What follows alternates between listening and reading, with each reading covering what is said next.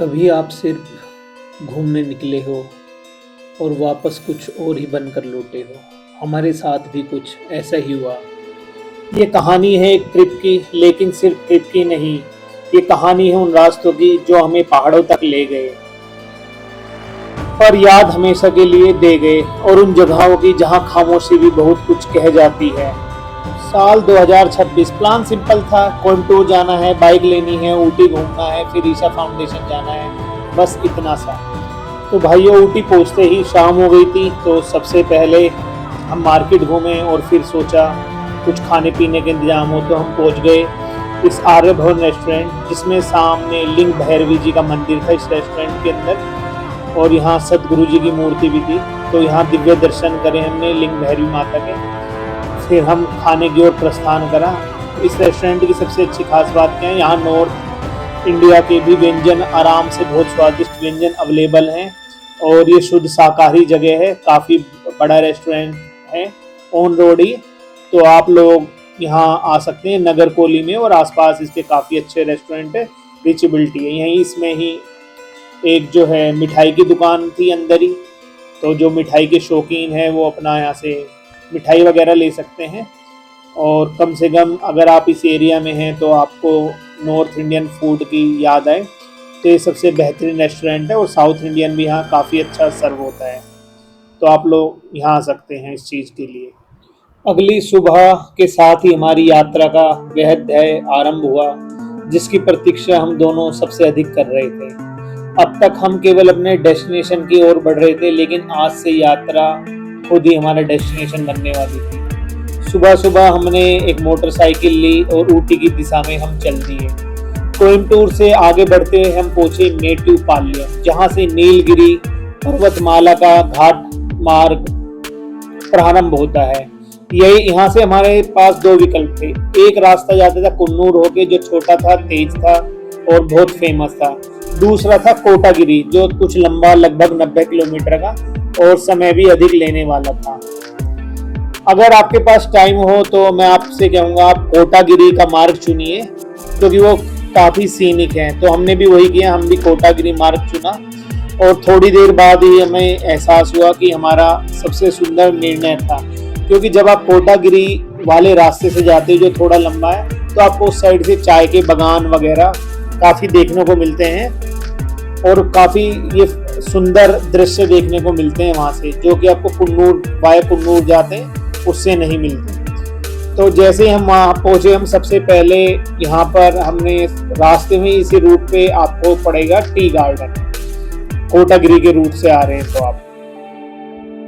तो आप ये देख सकते हैं कितना शानदार नज़ारा आपको दिखने को मिल रहा है इस मार्ग से, जो कि कुन्नूर वाले से नहीं मिलेगा। पूरे दूर दूर तक चाय के बागान, पूरी हरियाली छाई हुई। ऊटी पहुंचते ही हमारा सबसे पहला पड़ाव था यहाँ की प्रसिद्ध चाय बागानी, यानी कि टी गार्डन। जहां तक नजर जाती है बस हरियाली हरियाली दिखाई देती है। पहाड़ियों के ढलान पर सजे हुए चाय के पौधे ऐसे प्रतीत होते हैं मानो प्रकृति ने स्वयं बड़ी सावधानी से उन्हें आकार दिया है। आप देख सकते हैं मेरे पीछे। और हवा में चाय की पत्तियों और मिट्टी की मिली जुली एक हल्की सी सुगंध थी, ताजगी भरा, सुकून देने वाला और मन को शांत कर देने वाली। तो ये टी गार्डन के अंदर है। हम यहाँ ऊपर तक जाना पड़ता है, अगर आपके टाइम हो थोड़ा ऊपर ट्रैक करके जा सकते हैं। और यहाँ पर आप पार्किंग की भी सुविधा है। यहाँ पे एक छोटा सा कैफे भी है, चाय वगैरह आप ले सकते हैं यहाँ पर। तो हम कुछ देर हम यहीं पे घूमे, ना कोई जल्दी थी ना किसी मंजिल पे पहुँचने की चिंता। शाम लगभग हो ही चुकी थी और हमें यहीं पे आगे 2 नाइट के लिए स्टे करना था। तो यहाँ पर हम थोड़ी देर घूम फिर के जो हम चल दिए। यहाँ पार्क है बच्चों के खेलने के लिए थोड़ा बहुत। सही बताऊँ, मतलब बहुत शांति थी यहाँ, पूरी ग्रीनरी। मैं यहाँ पे ऊटी पहले भी 2 बार आ चुका हूँ, लेकिन हर बार डे टूर करा है कि सुबह निकला कोयम्बटूर से और वापस शाम को फटाक से कोयम्बटूर ऊटी होंगे। लेकिन इस बार प्लान था कि मुझे यहाँ की जो फेमस लेक और झरने वो सब भी देखने थे, तो इसलिए मैं आराम से प्लानिंग करके आया था। और ऊटी को पहाड़ी नगरी की रानी भी कहा जाता है। और ये भाई टी पार्क की पार्किंग है, ये इनका ऑफिस है। तो ये कोटागुरी वाले रूट पे पड़ता है। तो भाई अगली सुबह हमें जाना था एमराल्ड लेक, जो कि लगभग 17-18 किलोमीटर पड़ता है ऊटी से, और उससे लगभग 10 किलोमीटर आगे पड़ता है अवलांच लेक। तो ये दोनों हमें कवर करने थे, तो हम अगली सुबह चल दिए। शहर से लगभग 17 किलोमीटर दूर, जो कि एमराल्ड लेक पड़ती है, नीलगिरी पर्वतमाला के सबसे शांत और सुंदर क्षेत्रों में से एक माना जाता है। जैसे जैसे हम वहां पहुंचे, चारों ओर का दृश्य बदलता गया। घने जंगल, लहराते घास के मैदान और उनके बीच फैली एक शांति, और उसके बीच ही थी वो निर्मल झील। और आप ये देख सकते हैं यहाँ का पूरा रास्ता कितना शानदार है। चारों तरफ वही चाय की पत्ती के उनके मैदान हैं। और एमराल्ड लेक जब हम पहुँचते हैं तो सीधे हाथ पे एक मंदिर पड़ता है, और वहीं से एमराल्ड लेक के लिए एक रास्ता जाता है। और पहले एमराल्ड बांध आता है और उसके बाद एमराल्ड लेक आती है। यह क्षेत्र वन विभाग द्वारा संरक्षित क्षेत्र, एक इको टूरिज्म जोन भी है, इसलिए यहाँ शोर शराबा नहीं मिलता, जो अक्सर लोकप्रिय पर्यटन स्थल पर देखने को मिलता है। यहाँ बहुत ही शांति है, ना भीड़, ना ऊंची आवाजें, ना किसी प्रकार की भागदौड़। सिर्फ प्रकृति अपने सबसे शांत और सुंदर रूप में। तो भाइयों, ये है वो रास्ता, ये सीधे हाथ पे, ये नदी से यहीं पे एक टेंपल है, और ये सीधा रास्ता जाता है एमराल्ड लेक की ओर। ये सामने डैम है एमराल्ड लेक का ही, इसके पीछे ये लेक है। ये मतलब बरसात का पानी रोककर ये सब लेक बनी हुई है, और ये डैम है इसके पानी को नियंत्रण करने के लिए। साइलेंट वैली क्षेत्र में स्थित है झील अपने नाम की तरह ही अत्यंत मनमोहक है। पहली नज़र में ही इसकी सबसे विशेष बात ध्यान खींचती है इसका अद्भुत नीला हरा रंग। और आप देख सकते हैं कितनी खूबसूरत झील है, नीला हरा रंग इसका, इसमें कोई एडिटिंग नहीं। तो भैया हम आ गए एमराल्ड लेक, और ये 17 किलोमीटर है ऊटी से। तो ये देख सकते हैं कितनी खूबसूरत लेक है, और ये एक डैम है इसके ऊपर। तो जब आप एमराल्ड विलेज पहुंचेंगे तो वहाँ से 1.7 किलोमीटर का एक रास्ता है छोटा सा। बाइक से ऊपर तक जा सकते हैं, गाड़ी भी जाती है ऊपर, और लगभग आपको आधा घंटा लगेगा। बट बहुत ही खूबसूरत जगह है, जरूर आएँ आप यहाँ पर। झील के चारों तरफ फैले चाय के बागान, दूर दूर तक दिखाई देती पहाड़ियाँ, और वातावरण में गूंजती पक्षियों की मधुर ध्वनियाँ इस स्थान को और भी आकर्षक बना देती हैं। यहाँ की शांति में एक अलग ही सुकून है, वह शांति जो बड़े शहरों की भागदौड़ में शायद ही कभी महसूस होती है। चाहे आप प्रकृति प्रेमी हो, फोटोग्राफी के शौकीन हो, या केवल कुछ पल स्वयं के साथ बिताना चाहते हो, एमराल्ड झील हर किसी के लिए कुछ ना कुछ लेकर आती है। हमारे लिए यह केवल एक दर्शनीय स्थल ही नहीं था, बल्कि उन दुर्लभ स्थानों में से था जहां प्रकृति अपनी सादगी में ही सबसे अधिक सुंदर दिखाई देती है। और भाइयों, अब हम चल दिए यहाँ से अपना अगला डेस्टिनेशन, जिसका नाम है अवलांच लेक, जो यहाँ से लगभग 10 किलोमीटर है। और ये रास्ता भी बहुत खूबसूरत है, चारों तरफ हरियाली हरियाली, हर जगह रुककर फोटोग्राफी करने का, वीडियो बनाने का मन करता है। बट हमें पहुंचना भी था, क्योंकि हमें वापस प्याकरा लेक भी जाना है अवलांच लेक के बाद।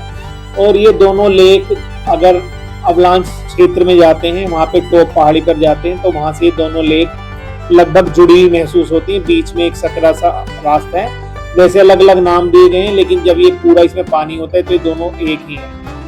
और ये आप देख सकते हैं अवलांच लेक है, जो कि बिल्कुल सेम पानी का कलर है इसका भी। और ये रास्ता है, यहाँ पे एक टिकट लगती है, पहले आपकी बाइक की एंट्री फीस, और फिर एक छोटा सा रास्ता जाके जो इसका मेन एंट्रेंस है, जहाँ पे इनका कैफे, जहाँ से गाड़ियाँ सब मिलती है, तो उसके लिए रास्ता पहुंच जाता है। एमराल्ड झील एक संतुलन जलाशय के रूप में कार्य करती है, जो अवलांच क्षेत्र से आने वाले जल प्रवाह को नियंत्रित करती है। और तो भाइयों, हम पहुंच गए अवलांच लेक साइड। यहाँ पे एंट्री फीस थी 110 रुपये 2 जनों की और बाइक की।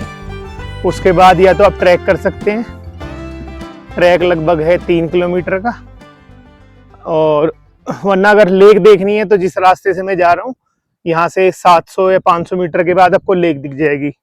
जो जीप है उसका चार्ज है 2000, उसमें 8 पर्सन होते हैं। तो या तो आप जो है तो जीप में या तो 8 लोग आप इकट्ठे कर लो और खुद का अपनी पर्सनल जीप करनी है तो उसके लिए 2000 देने, 8 पर्सन बैठते हैं। या 8 लोग हो जाएं आपके तो अपना डिवाइड कर लो, तो ये आपके ऊपर है। तो मैं तो बस सामने पैदल जा रहा हूँ अभी लेक देखने, फिर बाद में देखता हूँ अगर लोग इकट्ठे हो जाते हैं इतने या नहीं।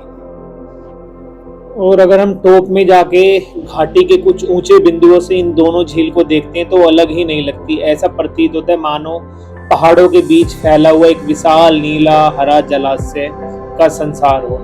शायद यही कारण है कि अवलांच और एमराल्ड की यात्रा करते समय कई बार ये महसूस ही नहीं होता कि हम दो झीलों को देख रहे हैं।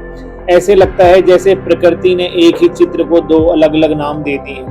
अवलांच झील की सबसे सुंदर बात केवल झील ही नहीं, इसके आसपास के पहाड़ों से उतरती ये छोटी छोटी जलधाराएं, जैसा कि आप देख सकते हैं, जो चुपचाप इस विशाल जलराशि में समा जाती हैं। हमने भी एक ऐसी ही पहाड़ी धारा देखी, दूर जंगलों और ऊंची ढलानों से आता हुआ निर्मल पानी पत्थरों के बीच से बहता हुआ धीरे धीरे झील में मिल रहा था। उसे देखते हुए ऐसा लगता था मानो पूरा पर्वत अपना अंश इस झील को समर्पित कर रहा हो। शायद यही इसी कारण से यह पानी इतना स्वच्छ, इतना जीवन और इतना शांत दिखाई देता था।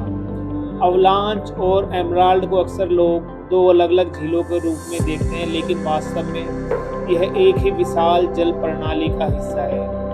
ऊंचाई से देखने पर यह काफी पहचानना कठिन हो जाता है कि कहाँ से एमराल्ड समाप्त होती है और कहाँ से अवलांच प्रारंभ होती है। दोनों मिलकर नीलगिरी के गोद में फैले एक विशाल नीले हरे दर्पण का रूप ले लेती हैं। शायद यही इस स्थान की सबसे बड़ी खूबसूरती है। यहाँ झीलें अलग अलग नहीं दिखाई देती, बल्कि प्रकृति की एक ही रचना का हिस्सा प्रतीत होती है। और आप ये देख सकते हैं, ये हमारा जहाँ होटल था उससे ऐसा व्यू आ रहा था। और ये होटल लगभग अवलांच लेक से 500 मीटर की दूरी पे और या कहीं उसी के पास है। बहुत ही एक अच्छी प्रॉपर्टी, आप यहाँ पे स्टे कर सकते हैं अगर एक दिन के लिए। और इसके बिल्कुल सामने ये पार्क है और ये चाय का बागान है, पूरी शांति है यहाँ पे। और लेफ्ट में ये आपको अवलांच लेक देखने को मिलेगी। तो अगर आप चाहें तो यहाँ भी रुक सकते हैं और ये अपना आगे जाके ऊटी में भी आप रुक सकते हैं। पहले में जब ऊटी आया मुझे लगता था यार पता नहीं ऊटी क्यों आते लोग, क्या है, क्योंकि पिछली बार जब मैं आया बस ऊटी वो एक पार्क देखा और मैं पीछे भाइयों अवलांच लेक और ये खूबसूरत टी गार्डन। तो आप ये देख सकते हैं ये कितनी शानदार जगह है रुकने के लिए। बिल्कुल शांति है यहाँ पे, बहुत ही सुकून महसूस होता है। और इस प्रॉपर्टी का नाम है सिल्वर लेक नेचर एस्केप। तो कभी इस रूट पे हो तो आप रुक सकते हैं, मन करें। और अब हमारा अगला डेस्टिनेशन था प्याकरा लेक और प्याकरा वाटरफॉल। तो रास्ता सेम वही एमराल्ड लेक और ऊटी के वहाँ से हमें निकलना होगा। लेकिन उससे पहले रास्ते में एक जगह पड़ती है जो, तो उस पॉइंट को हम वापसी में कवर करेंगे। और ये लेफ्ट में देख सकते हैं यहाँ पे भी छोटी छोटी लेक्स बनी हुई हैं और काफ़ी सुंदर रोड है। और ये आपका हाईवे है, मैसूर हाईवे, ऊटी मैसूर हाईवे। और इसी पे आपका पड़ता है प्याकरा बांध है, डैम, और प्याकरा वाटरफॉल है। एमराल्ड और अवलांच की शांत वादियों से लौटने के बाद हम वापस ऊटी की ओर आए, लेकिन अभी इस दिन की यात्रा समाप्त नहीं होती। इसके बाद हम ऊटी मैसूर मार्ग स्थित प्याकरा वाटरफॉल की ओर निकल पड़े। लगभग 22 किलोमीटर की यह यात्रा हमें नीलगिरी के एक और अद्भुत प्राकृतिक स्थल की ओर ले जा रही थी। जैसे जैसे हम वाटरफॉल के नजदीक पहुंचे, पानी की गूंजती हुई ध्वनि दूर से ही सुनाई देने लगी। ये है प्याकरा डैम, जो कि प्याकरा वाटरफॉल और लेक से पहले पड़ता है। और इसके बाद थोड़ा सा आगे ही चलते ही आपका प्याकरा वाटरफॉल। तो पहुंच गए हम प्याकरा वाटरफॉल। और ये है यहाँ की पार्किंग लेफ्ट हैंड साइड पे, और राइट हैंड पे रोड पार करते ही ये रास्ता है।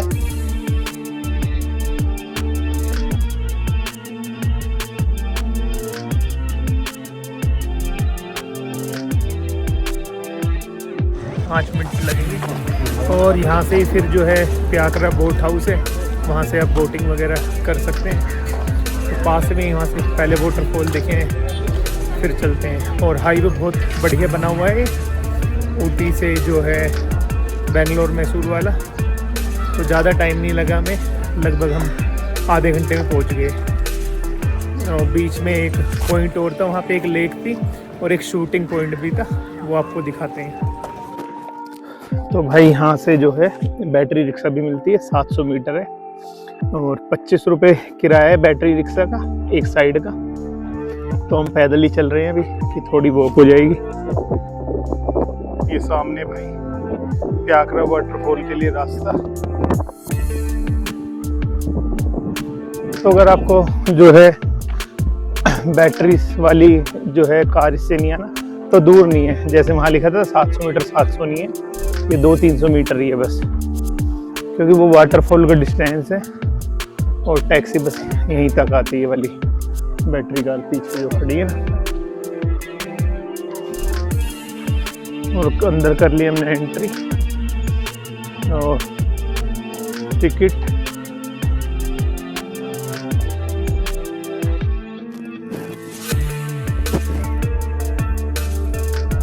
तो भाई ये है रास्ता, नीचे जाना है हमें। तो भाइयों पहुंच गए हैं प्याकरा वाटरफॉल के पास। लगभग 55 मीटर की कुल ऊंचाई से 2 चरणों में गिरता यह वाटरफॉल नीलगिरी के सबसे प्रसिद्ध प्राकृतिक आकर्षणों में से एक है। पानी चट्टानों से टकराता हुआ नीचे गिरता है और उसके साथ उठती ठंडी फुहार पूरे वातावरण को मनमोहक बना देती है।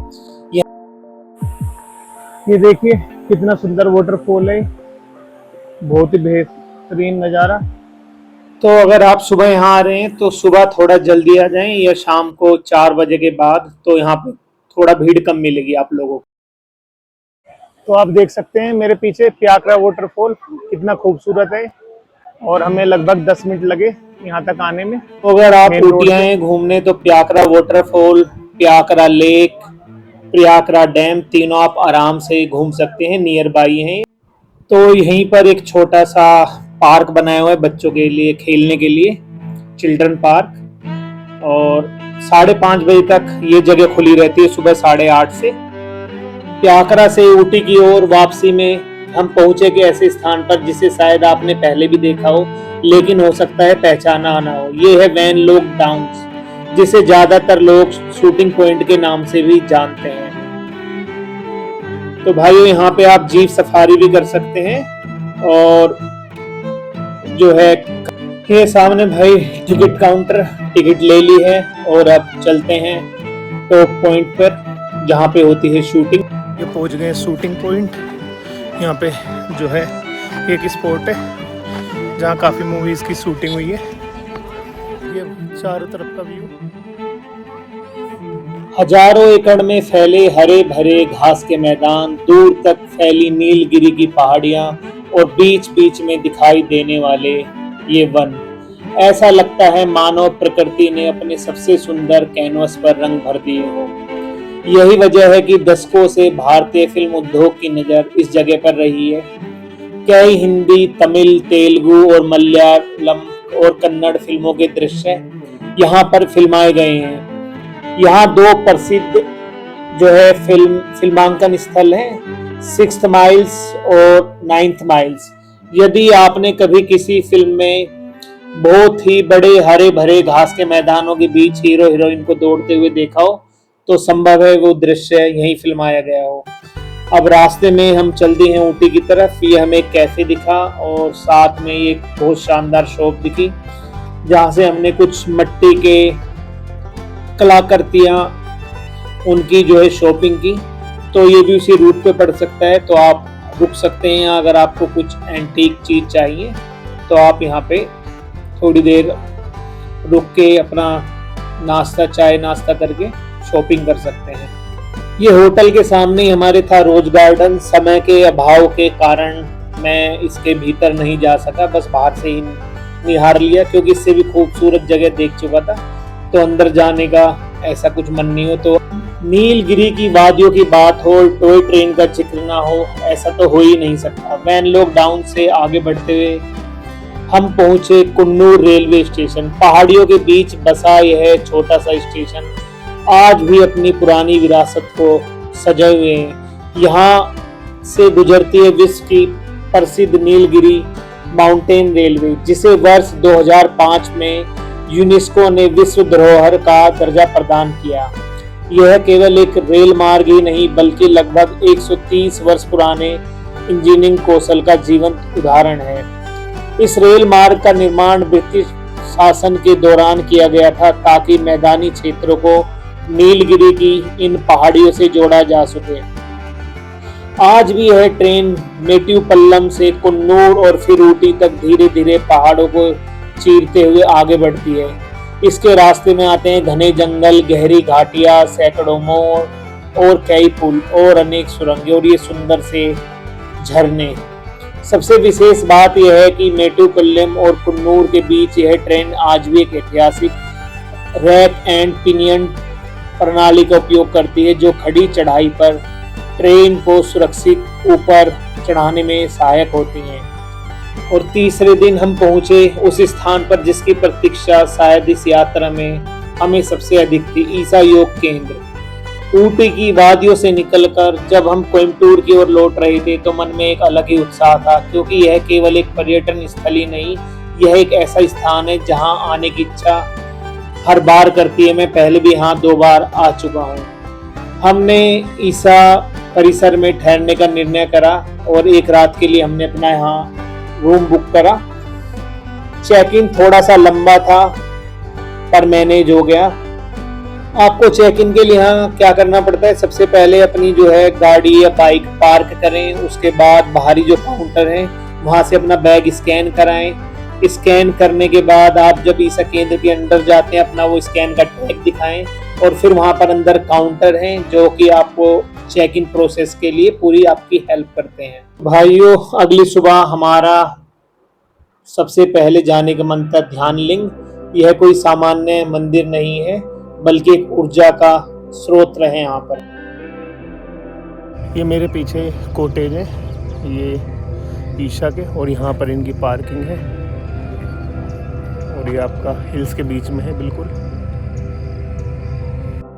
तो आपके जो यहाँ पे रूम है और ये बिल्डिंग है, यहाँ तक पहुँचाने के लिए यहाँ बैटरी कार है जो कि मेन गेट से लेके बैटरी कार आपको यहाँ छोड़ देंगी, और कुछ छोटी छोटी मेटाडोर भी लगी हुई है जो आपको ध्यान लिंगा और जो मेन कैंपस से आपके ठहरने की जगह जहाँ पे भी आपका रूम हो वहाँ पर छोड़ आती हैं। और डेली यहाँ फ्री जो है भंडारा भी होता है, बिठा के खाना खिलाया जा सकता है।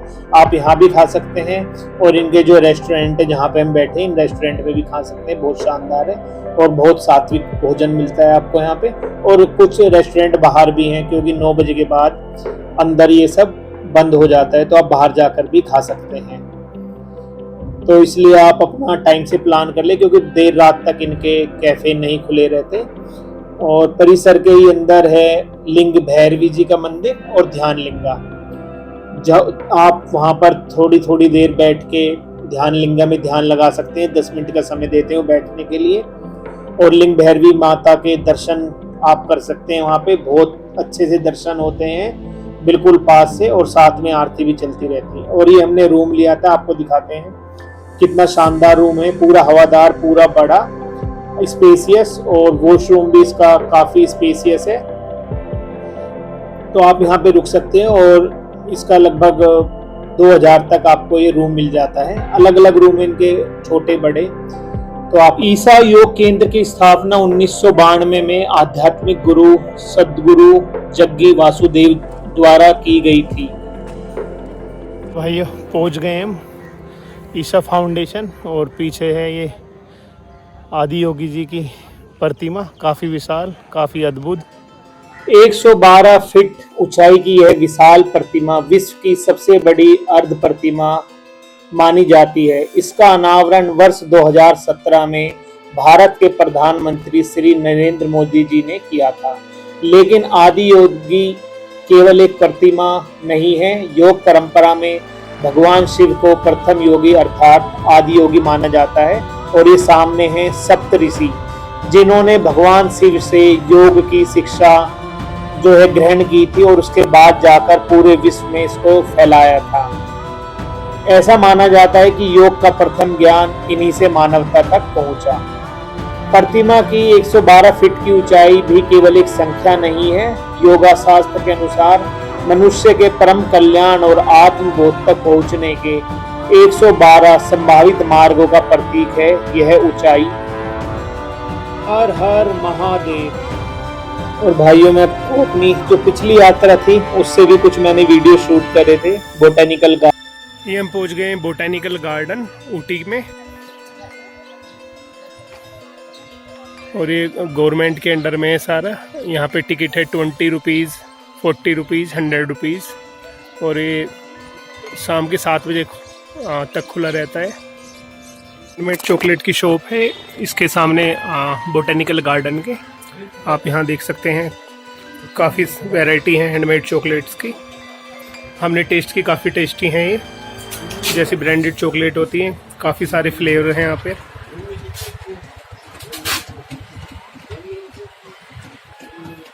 हमने इनमें से जो ली है वो dark rum and resins. T का बोटिंग हाउस, और यहाँ पे ये लेक है काफ़ी बड़ी, काफ़ी सारी बोट हैं, भीड़ कम है भी यहाँ सर्दियों में।